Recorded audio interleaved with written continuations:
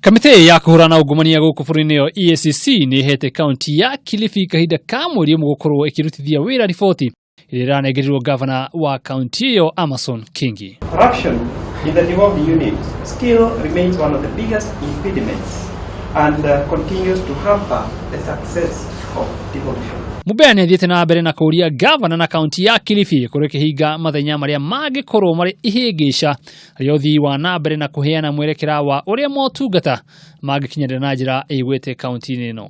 I wish to reiterate that the commission is available to provide necessary support, and we shall continue partnering with the Kilifi County Executive to ensure that systems that make it difficult to engage in corruption are put in place.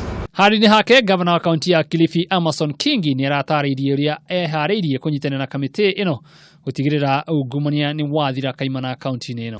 And I think the report was very detailed and extremely useful, and we told them that most of the areas they had found as having weaknesses, actually the county government had already taken measures. Shiringi milioni 51 ni ciorire kuma kĩgĩna gĩa kaunti ĩno kũgerera mitambo ya IFMIS. Hadu ni Kameme TV, riakwa rĩtwa nĩ Ngatho wa Nyũtũ.